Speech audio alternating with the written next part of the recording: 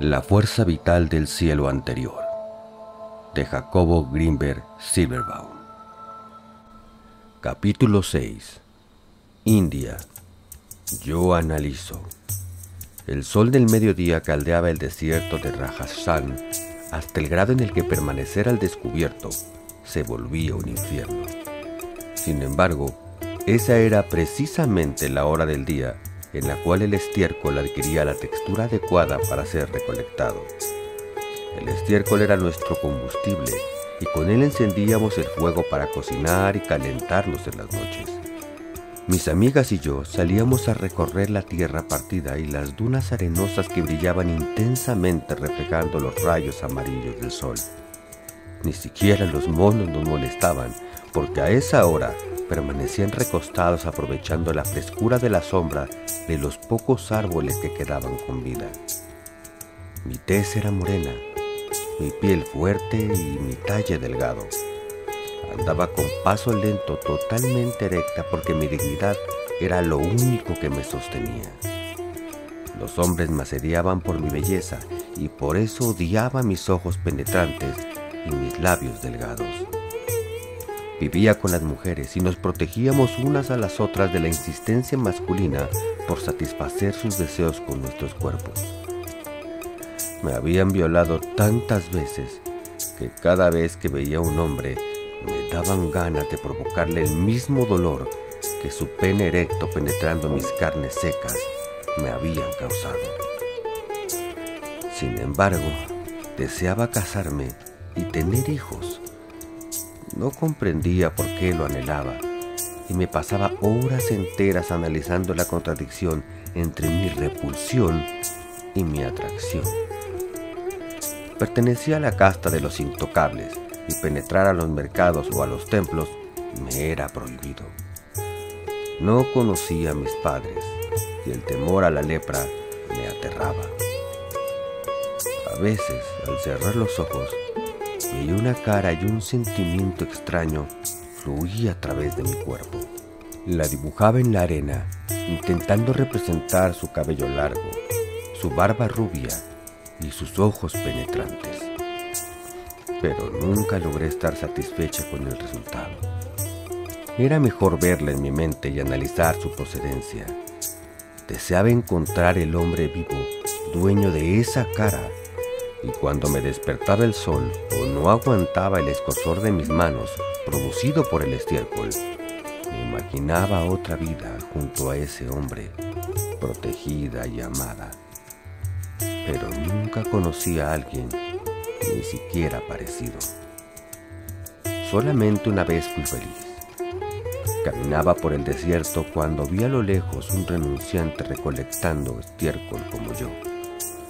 No le tuve miedo y me acerqué a él. Supe que él me había percibido, pero no mostró ninguna señal de reconocimiento por mi presencia. Aquello me tranquilizó y me mantuve a su lado, sintiendo una seguridad que jamás antes había experimentado. Al atardecer nos sentamos uno junto al otro y le conté mi vida y le confesé mis sufrimientos. Me vio con una mirada parecida a la de los ojos de la cara que veía en mi mente y me dijo que todo era un aprendizaje y que debía tener paciencia y analizar el significado de lo que me sucedía. Me despedí de él al amanecer y lo dejé acariciar mi cuerpo, por primera vez excitándome con el contacto de un hombre.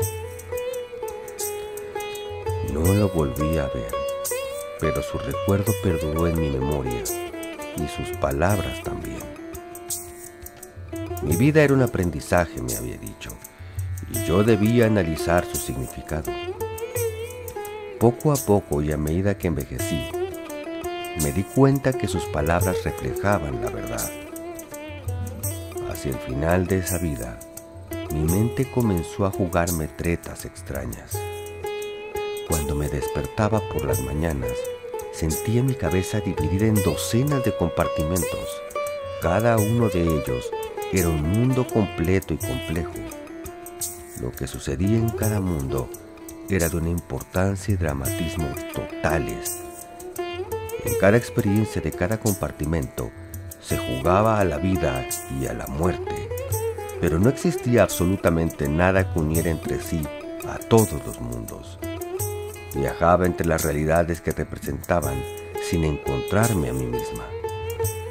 A veces permanecía durante días enteros en esa situación, hasta que por fin un yo unificado aparecía.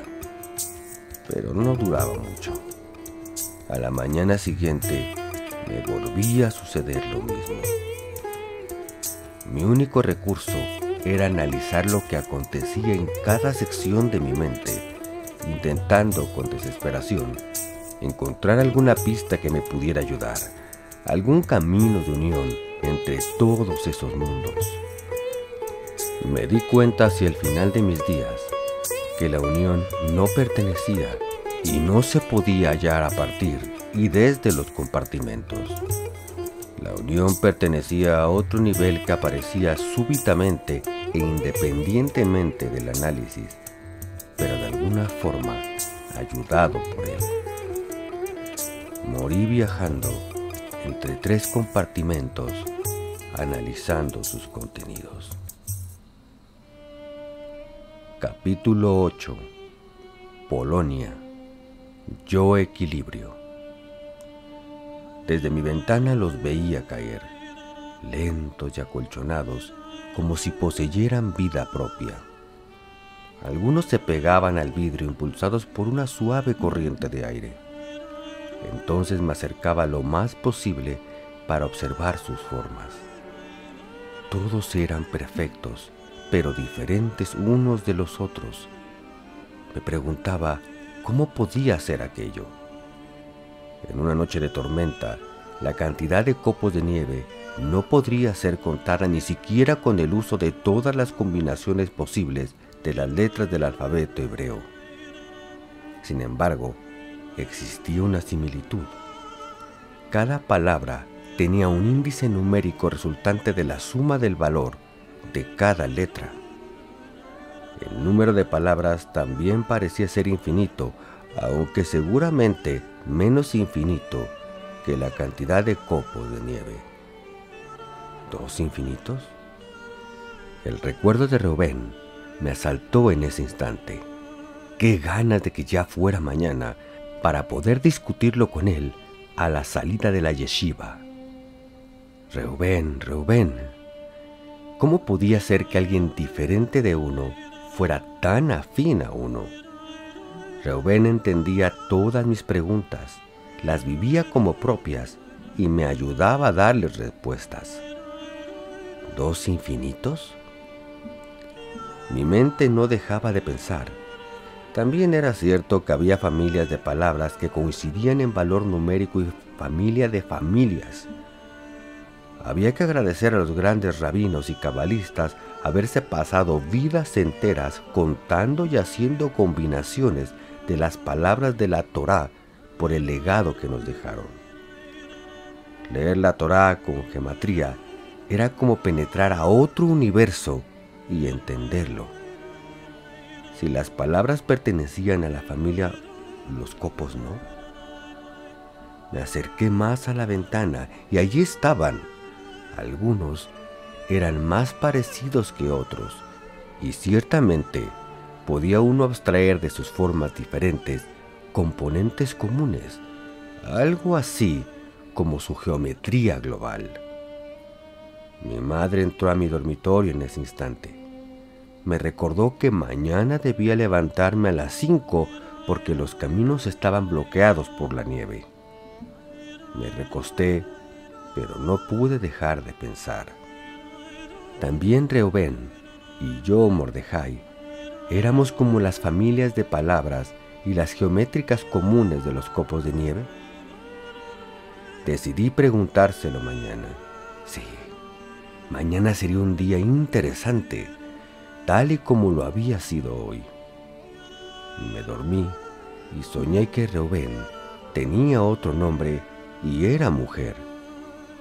Lo recordé durante un instante al despertarme. Balikai. Pero se perdió en mi memoria apenas me levanté. La tormenta de la noche había dejado un paisaje blanco de una pureza transparente. Me enfundé mis guantes, me puse mis botas y un abrigo de piel, y seguido por mi perro, eché a andar en dirección de la yeshiva. Sabía que Rubén estaría haciendo algo similar, aunque su casa estaba situada en el otro extremo del pueblo.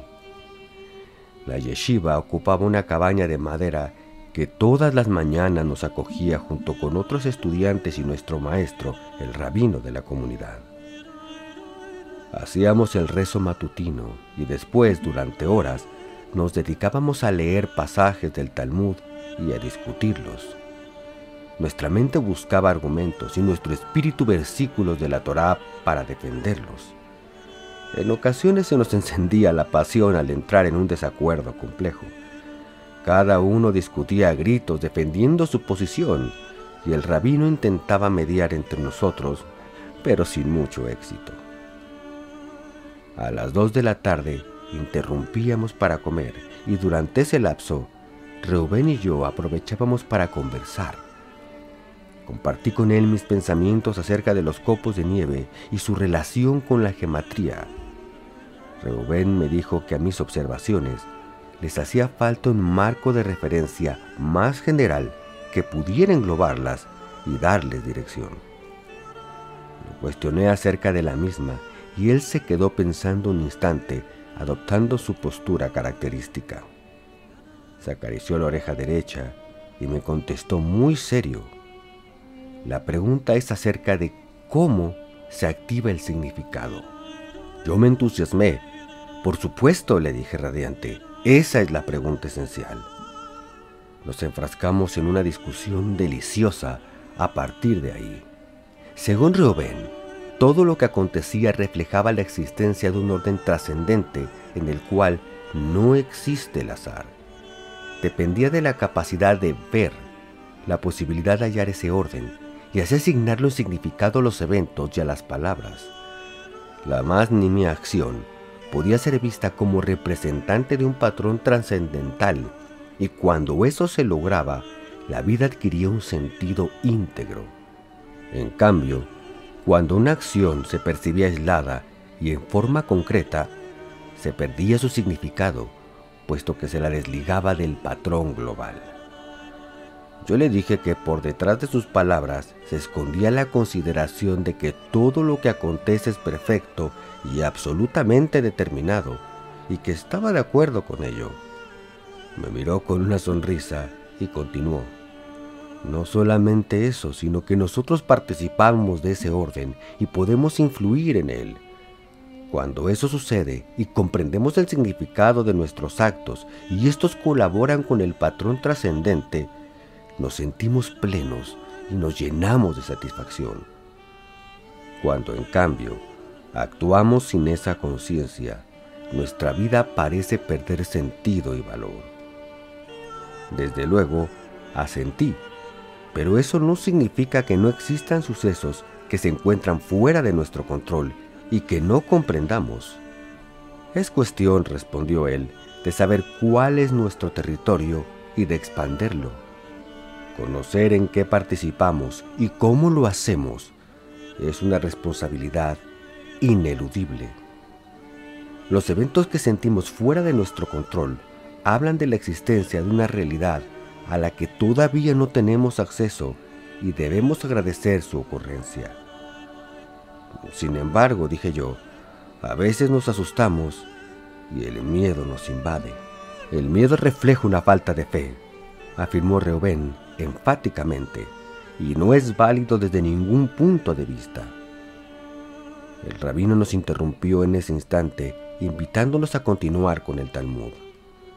A las 5 de la tarde empezó a oscurecer y todos regresamos a nuestras casas. Me despedí de Reuben, sintiendo que lo admiraba y quería. Al día siguiente, la misma secuencia de acontecimientos se repitió, pero nada era igual que ayer. Al vestirme, recapitulé mi diálogo con Reuben y me di cuenta que muchos de mis actos los pasaba por alto sin pensar en su significado. ¿Por qué, por ejemplo, me calzaba la bota derecha antes que la izquierda, o por qué miraba en una dirección y no en otra. Si yo participaba del orden global, cada movimiento de mi cuerpo afectaba en una forma u otra los acontecimientos y más me valía ser consciente de mi participación en ellos. Ese día, la discusión con Rubén versó acerca del lenguaje y de cómo también podía ser o no significativo. Existen instrumentos que ayudan a entender, me dijo Rubén con el ceño fruncido, como la gematría. Tú podrías transformar cada una de mis palabras en un valor numérico y seguramente hallarías aspectos comunes que de otra forma no percibirías. Cuando cada palabra, continuó diciendo, es pronunciada desde el significado, el lenguaje se vuelve un arte sublime. En cambio, cuando se deja salir lo que se dice sin ese significado, entonces se pierde el sentido o se manifiesta una repetición concreta. Eso también era cierto, pensé para mí sin expresarlo, pero qué fastidioso debe ser transformar todo en números. Rubén me reclamó mi silencio y me pidió expresar mi pensamiento, pero yo sentí que no tenían altura y me dio pena hablar. Ante su insistencia, le dije lo que pasaba por mi mente y él se rió a carcajadas. Por supuesto que no es necesario hacer eso, me dijo cuando acabó con esa risa que a mí me produjo una mezcla de vergüenza y coraje. ¿No te das cuenta, me reclamó, que eso lo hacemos naturalmente como si en nuestra cabeza poseyéramos un mecanismo de traducción? El problema es que a veces la maquinaria tiene piezas sueltas o desgastadas, y ahí es necesario utilizar un instrumento externo. Pero cuando todo funciona bien, no es necesario usar más que lo que naturalmente se da. El rabino había oído nuestra discusión y en ese momento nos interrumpió. Precisamente para que funcione bien, utilizamos el estudio del Talmud y por eso se inventaron las yeshivot. Los tres nos reímos y así penetramos en la cabaña. Al día siguiente, sentí que una presencia invisible me acompañaba. Era lógico pensar que no estábamos solos y que lo que venía en nuestra mente como pensamientos originales provenía de seres más avanzados que nosotros que nos ofrecían su ayuda. Planteé la cuestión durante la mañana aprovechando un comentario talmúdico y todos se me quedaron viendo con una expresión de extrañeza en sus rostros. «Estás todavía muy joven para penetrar en esos misterios», me reconvino el rabino cuando se despidió de mí. «Ten cuidado», me dijo con una expresión seria en su rostro. A partir de ese día, me comenzaron a suceder cosas muy extrañas. Cuando platicaba con Rubén, de pronto y sin previo aviso, veía dentro de mi mente escenas de lugares que nunca había imaginado que pudieran existir. Soles anaranjados, playas candentes y mares plateados. Me veía flotando en medio del espacio, con miles de estrellas a mi alrededor. También comencé a oír música cuyo compositor no podía ser sino el mismísimo Dios. Mi cuerpo no resistió tales visiones y enfermó de gravedad. Pero ningún médico pudo averiguar la causa. Reuben me venía a visitar, pero en su presencia y en medio de fiebres altísimas, las visiones se intensificaban.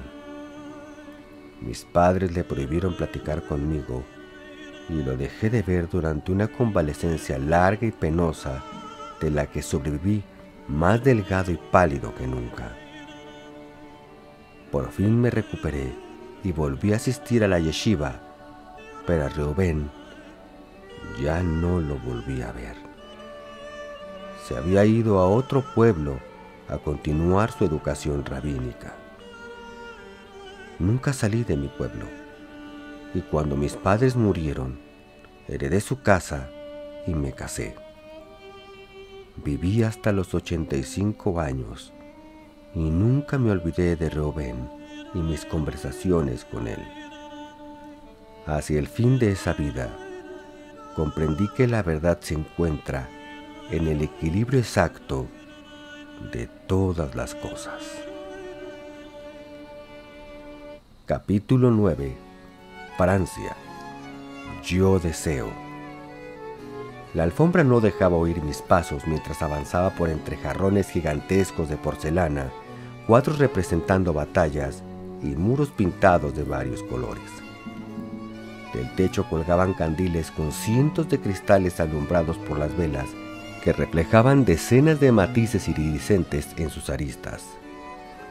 Ni siquiera sospechaba que vivía en un lujo desorbitado porque así había nacido y nunca conocí otra forma de vida. Mi padre pertenecía a la alta aristocracia francesa, se llamaba Luis Antonio, y mi madre se pasaba horas enteras frente al espejo gigantesco probándose pelucas de todas formas y colores. Mi hermano era menor que yo, y a él sí le permitían visitar a mi madre cuantas veces quería y pasarse a su lado mañanas enteras. En cambio a mí, eso me estaba prohibido. Por eso la deseaba tanto y por ello avanzaba furtivo en ese salón. Sabía que detrás de la puerta localizada en su extremo estaba la alcoba de mi madre y que si no hacía ruido, podría verla a través del agujero de la cerradura sin que adivinara mi presencia. No entendía el porqué del rechazo materno y la razón de que mi amor se acrecentara cada vez que mi madre me apartaba de su lado. Hacia mi hermano sentía un odio y unos celos terribles. Dentro de mí, todo se matizaba por un deseo insatisfecho y frustrado. Me pasaba las tardes viendo a las cocineras preparar los platillos exóticos que servían para impresionar a los invitados a las cenas. Yo odiaba esas cenas y al mismo tiempo las amaba. Me repelían por la artificialidad que notaba en todos los gestos, pero me atraían porque a un lado de la cabecera en la que siempre se sentaba mi padre, estaba ella, radiante y sofisticada, platicando con los invitados. No le quitaba los ojos de encima y a veces me olvidaba de comer con tal de no perder alguno de sus movimientos. Mi hermano a mi lado parecía no pensar en otra cosa que en las viandas y las golosinas que se esfumaban de los platos y se trasladaban a su boca para desaparecer allí con rapidez y fruición. Siempre me preguntaba el porqué de la diferencia entre mi hermano y yo, y el deseo y los celos se acrecentaban. Hacía cualquier cosa para halagar a mi madre y atraer su atención, pero de nada servía. En cambio, mi hermano no le hacía caso y ni siquiera la miraba, pero ella lo cargaba en brazos, lo besaba y acariciaba. En las noches apretaba las quijadas para que no me oyeran llorar y me arrullaba con la almohada, meciéndome lentamente hasta que me venía el sueño. Cuando cumplí 21 años, mi padre murió. Durante una cacería se había enfriado y enfermado de pulmonía. No la resistió y dejó este mundo después de una agonía terrible. Empezó a frecuentar el castillo una mujer llamada Paulette. Mi madre y ella se pasaban el día juntas y en ocasiones también las noches. Yo seguía con mi costumbre de asomarme al picaporte de la puerta de la alcoba de mi madre y una noche vi un espectáculo que me dejó paralizado de asco y repulsión. Mi madre y esa mujer estaban desnudas y acostadas sobre la cama, besándose y acariciándose. Todo mi deseo frustrado explotó en ese momento. Con las fuerzas de mi coraje reprimido desbordándose, golpeé la puerta y penetré iracundo a la alcoba. Las dos mujeres comenzaron a gritar y a chillar mientras yo las golpeaba. A partir de ese día, mi vida se volvió un infierno. Por ser el primogénito, me correspondía la mayor parte de la herencia de mi padre. Yo me dedicaba a la cría de perros de caza y de vez en cuando intervenía en algún problema político apoyando a uno u otro amigo, aprovechando las influencias de mi padre. La Las intrigas de la corte me eran repulsivas y trataba de no inmiscuirme más de lo absolutamente necesario en ellas. Pero debido a mi posición, en ocasiones no podía dejar de hacerlo. Mi madre era amiga de la emperatriz y su amiga Paulette, una cortesana de la peor ralea. Una mañana, mientras entrenaba a mis perros, vi aproximarse un carruaje real escoltado por un conjunto de soldados. Preguntaron por mí y me mandaron llamar. Del carruaje descendió un capitán y me arrestó. Protesté, pero me informó que había sido acusado de conspiración en contra de la corona real y la orden provenía de la misma emperatriz. Fui encarcelado y tras un juicio sumario, sentenciado a muerte en la horca. Paulette y mi madre habían tramado todo aquello. En el momento en el cual sentí el tirón de la soga alrededor de mi cuello, un enorme deseo de venganza me envolvió y la imagen de una mujer rubia, descalza y con un vestido blanco, rogándome que volviera a casa, se presentó en mi mente. Capítulo 10. Safed. Yo veo. Todas las tardes los veía caminar subiendo y bajando por las veredas de mi Safed natal. La ciudad, con sus casas diseminadas en la colina, parecían iluminarse de violeta como si esos cuerpos irradiaran a partir de sus facciones graves y barbadas esa luz suave y caliente. El que más me asombraba por su luminosidad era el que llamaban el Ari o León de Safed. Había llegado 2 años antes y todos los demás lo seguían y oían atentamente. Yo ya sabía por dónde andarían y sin que lo notaran, llevaba mi rebaño de cabras a pastar cerca de las veredas por donde ellos transitaban. De pronto, el Ari extendía su brazo derecho como señalando algo invisible y todos los demás lanzaban exclamaciones de asombro como si en verdad algo o alguien existiese en el paraje que el Ari había indicado. Yo trataba de entender lo que decían, pero no me atrevía a acercarme demasiado. A veces visitaban los cementerios y parecían platicar con los muertos. Eso no me agradaba, y entonces me alejaba y me prometía no volver a acercarme a ellos. Sin embargo, esa luz violeta me atraía más que las flores de las colinas o el perfume y los cuerpos sinuosos de las doncellas. Al día siguiente, los volví a ver caminando y me aproximaba con mis cabras lo más cerca que podía. Casi todo el día, fuera de esas caminatas, permanecían encerrados en la sinagoga. A veces se les oía cantar o discutir a grandes voces. Una tarde, el Ari me vio. Lo noté porque me señaló con el brazo extendido y después le comentó algo a su más cercano acompañante. Yo lo conocía, se llamaba Hajim, y desde que llegó el Ari a Safed no se apartaba de él. Decían que era su principal discípulo. Me sonrojé sintiéndome cohibido y huí ante el temor de que me mandaran llamar. Durante una semana evité al grupo en sus paseos vespertinos.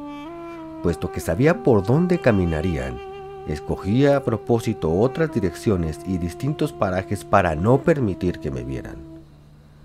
Al 8º día, sin embargo, no lo soporté más.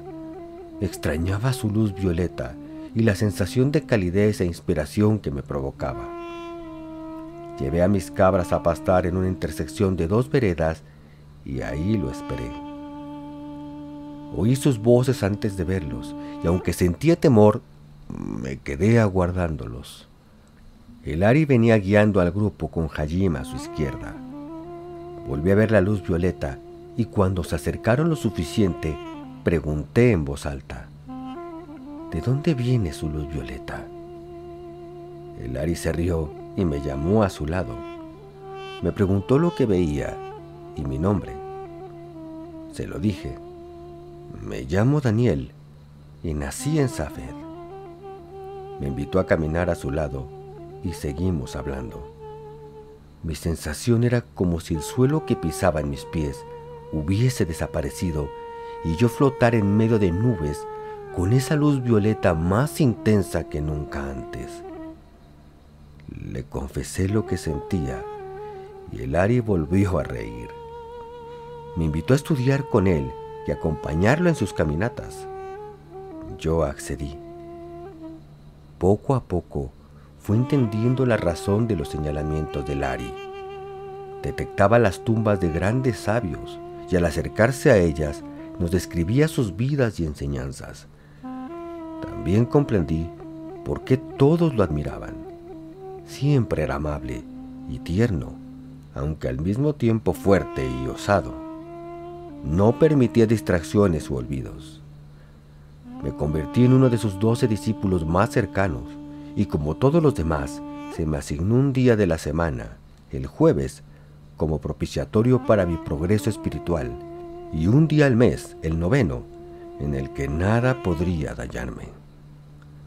Nos llamábamos los cachorros del león de Safed y así nos empezaron a conocer. Todos los jueves, el Ari me llamaba a su lado y durante horas me hablaba acerca del estado de mi alma y me enseñaba diferentes técnicas para ayudarla a progresar.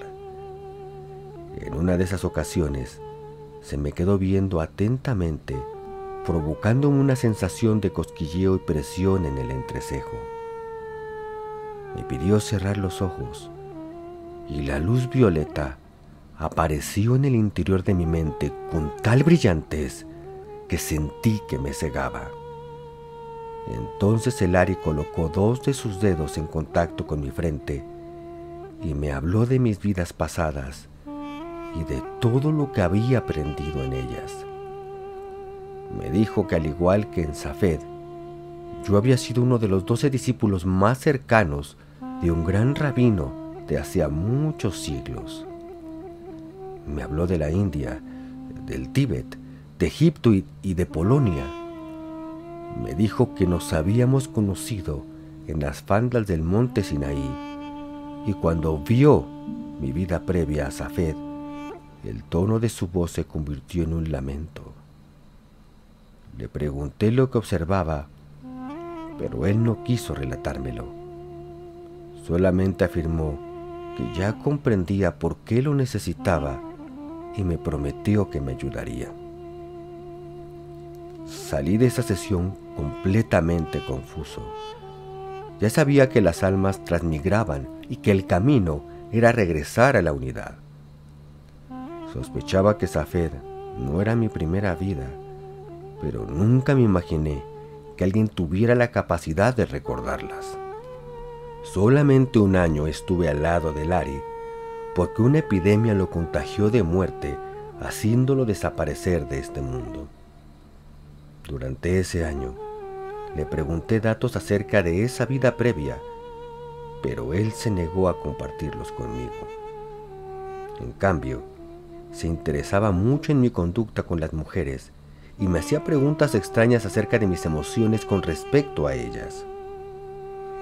Yo era soltero y no tenía mucho interés en casarme, pero fuera de ello, mis relaciones eran placenteras y pacíficas. El Ari parecía asombrado al oírme y un día me dijo que no sería sino hasta dentro de 2 vidas que sucedería. ¿Sucedería qué?, le pregunté alarmado, pero él no quiso contestarme. A cada uno de nosotros nos asignó un tipo especial de meditación. La mía implicaba aprender a amar a todas las criaturas y controlar mis emociones. También me enseñó a ver. Debía ser consciente de todos mis actos y pensamientos. Antes de entrar a rezar en la sinagoga, debí ofrecer un donativo anónimo a los pobres. El Ari me enseñó a evitar hacerle daño a cualquier criatura viva, desde una hormiga hasta un hombre o mujer, tanto en mis pensamientos como en mis actos. Oír hablar al Ari era como situarse junto a una cascada inagotable de conocimiento y sabiduría. Él decía que todo estaba interconectado y que nada ocurría por azar, y que sus ideas brotaban de la misma fuente que alimentaba la vida. Por ello, no podía escribir. Hacerlo era más lento que el pensamiento. Hayim se cargaba de anotar sus palabras. Nos hablaba de la creación y del Tzimtzum, o contracción divina. Dios ocupa todo y es una unidad perfecta. Por ello, tuvo que concentrarse en sí mismo para dar espacio para la creación. Dios, el sin final, Ein Sof, refulgía y nosotros debíamos purificarnos para ser iluminados por Él sin velos de obstrucción de su luz eterna y magnificente. Practicábamos día y noche para lograrlo, y antes de acostarnos repasábamos todas las memorias de nuestras acciones del día para buscar en ellas signos y señales de errores y pecados por corregir y limpiar. Cuando la epidemia azotó Safed y el Ari se enfermó, nos llamó a su lado y nos dijo que él ya sabía que no viviría mucho y que en 3 días su cuerpo moriría. Así sucedió. Hayim poseía una mente privilegiada. Había nacido como yo en Safed, pero era hijo de un rabino, mientras que mi familia se dedicaba a la cría de cabras. Desde niño, Hayim tuvo contacto con grandes rabinos y con no menos poderosos magos. Sabía de los misterios del oculto y aún antes de que conociera al Ari, era considerado un gran cabalista. Me contó que conoció al Ari en el mes de febrero de 1571 y que antes no lo había querido ir a saludar porque sentía que nada podía enseñarle. Sin embargo, desde su primera conversación con él, reconoció la superioridad del Ari y le pidió lo aceptara como discípulo. El Ari le dijo que había venido de Safed desde Egipto para convertirse en su maestro y así enseñarle todo lo que sabía. Juntos fueron al lago Tiberíades y allí el Ari lo hizo tomar un sorbo de agua. A partir de ese momento, Hayim comenzó a entender las enseñanzas del Ari y durante los siguientes 18 meses no se separaron un solo día. Hayim había memorizado el sistema del Ari y, ayudado de sus notas, empezó a escribir una serie de libros para preservarlo. Yo le pedí que me dejara colaborar en esa empresa y aunque al principio se negó, después aceptó mi ayuda. En las noches, Hayim recibía la visita del espíritu del Ari y yo fui testigo en varias ocasiones de lo que sucedía entre esos dos seres privilegiados. Acompañé a Hayim a Jerusalén, en donde ambos pasamos una temporada estudiando con el rabino Alsek. Yo me quedé en Jerusalén, cautivado por su energía, mientras que Hayim se fue a vivir a Damasco. En Jerusalén, las calles me hablaban de recuerdos intensos y una casa blanca de piso de tierra me despertó una nostalgia terrible. Decidí regresar a Safed y allí enseñé Kabbalah y morí tranquilo tras toda una vida dedicada al estudio de la Torá. Llegué a poseer evidencia, la que me permitía predecir ciertos acontecimientos y darme cuenta de las intenciones de los demás. Siempre recordé a Hayim, pero sobre todo a Ari. Que Dios lo bendiga con gran felicidad. Esperamos que hayas disfrutado el relato. Puedes apoyar el canal invitándonos un café, ya sea a través del link de Mercado Pago que está aquí abajo o en nuestra página de Ko-fi. Ambos links podrán encontrarlos en la caja de comentarios. También puedes apoyarnos recomendando el canal y compartiendo para que llegue más gente. Si tienes alguna sugerencia, algún relato que te gustaría que narrásemos o incluso alguno de tu autoría, háznoslo saber en los comentarios. Suscríbete y no olvides que cada semana subimos nuevos relatos.